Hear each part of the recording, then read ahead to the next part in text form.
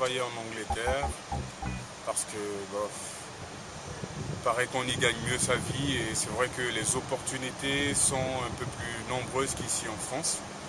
N'importe laquelle, ça dépend du travail, donc je suis prête à quitter Paris pour aller au travail n'importe où, donc je suis quelqu'un de motivé.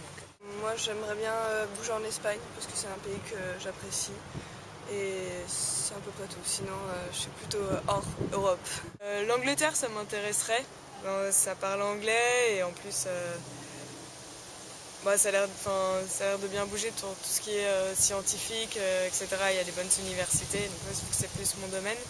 Ensuite, après, l'Espagne, ça envoie du soleil et on apprend à parler l'espagnol. Après, du coup, on peut bouger partout dans le monde et tout et tout.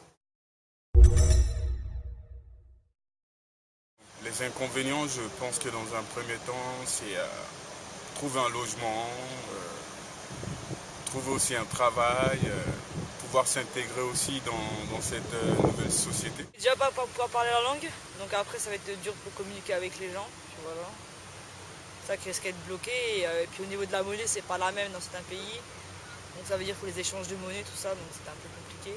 Puis comment circuler au niveau des bus, les trucs comme ça, peut-être pour ce qu'il y a là-bas. Premièrement, on est assez loin de tout ce qu'on connaît, donc ça c'est... ça on a envie vraiment de changer, mais ça met du temps à s'adapter. Je pense qu'il faut au moins 1 an pour vraiment se sentir bien dans le milieu, commencer à se faire une vie là-bas et pour avoir le problème de la langue, ça pourrait être un frein parce que si on parle mal une langue, c'est plus difficile de s'intégrer. Mais après, quand on est en bonne immersion, normalement ça devrait bien se passer, mais au début ça peut être difficile. Les inconvénients, hormis pour les gens qui veulent être loin de leur famille, sinon sincèrement j'en vois pas trop. Ça peut être éventuellement le coût, sinon voilà, j'en vois pas trop. C'est pas la France, donc il y a plein de trucs qui manquent, les habitudes, le vin, le fromage. D'accord. Bon, les avantages, je sais pas, changer de pays, rencontrer d'autres gens, d'autres mentalités et voilà, d'autres paysages. Comme je l'ai dit tantôt, je pense qu'en Angleterre, il y a plus d'opportunités.